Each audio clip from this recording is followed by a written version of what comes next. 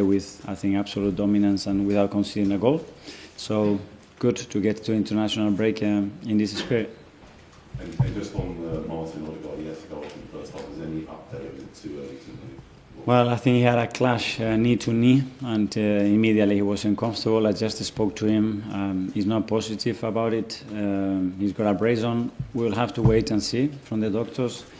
But we haven't been very unlucky with that either. Alex, BBC.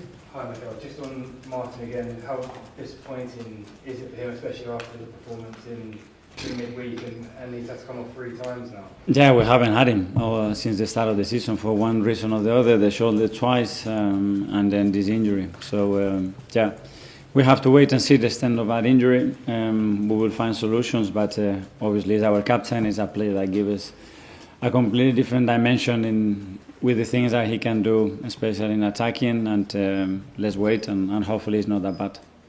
Tom, football owner. Hi, Mikel. Hi. I want to ask about Calafiori, because I was under the impression that he was a left back, but he's played pretty much everywhere on that field today. So what does his role bring to your team? Yeah, a lot of dynamism. Sometimes a bit chaotic, but I think his dynamism and the spaces and the situations that he can create very difficult to control for the pen, especially against a team that is very, very zonal, very well organized, and you have to disrupt their organization in order to create chances. And I think we've done that really well. Charlie, the son. Can I ask you about Declan?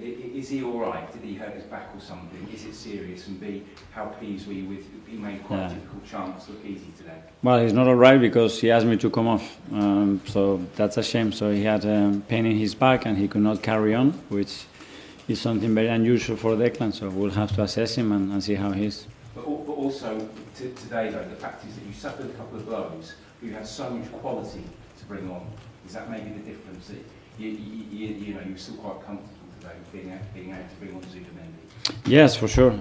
That's what we want, but it's not ideal because we had really clear intentions with the lineup as well, what we wanted to do, and that last very few minutes because of the injuries of Martin. But the good thing is that, as you said, we can bring somebody else and be a little bit different, but still very, very efficient. Art Athletic. Just with bringing on Zubimendi, what was the thinking there? Because when Odegaard's come off before, Ethan's the one that's replaced him. So did you want something a bit different? Yeah, especially the way they acted and the way they were matching our midfield and the spaces that we could create with Zubi. I think was better. They didn't have any intention to play or combine in the first phase as well. So that was creating a lot of direct play, second balls, and we wanted to create, to make sure that we could control that, to dominate the game in the areas that we wanted, and that's the reason why. And with the midfield that started, you said you had clear intentions with that. Were you happy with what you saw from them? And would you try that midfield again? Yeah, we need more chemistry, and we needed a longer period because the first part, till they start to live it and find the solutions and the tools that are going to allow them to flourish. Someday it takes a while in the team, but it never happened because it was too early since Martin's injury. Okay, Nick from Peter. Hi, Mikel. A couple of numbers questions. Your 300th game as manager today. Is it getting a bit easier now?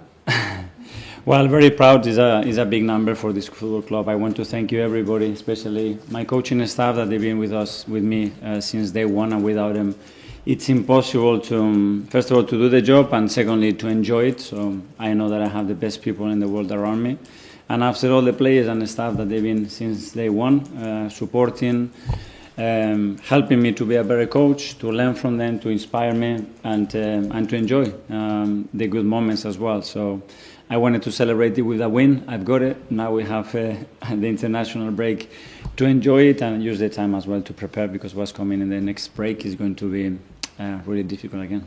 And some thoughts on Bukayo Saka, 200 Premier League games. Yeah, when you look at those numbers, 200 games, 100 goal involvements, I mean, it's unbelievable at his age, what he's doing, the manner that he's doing it as well.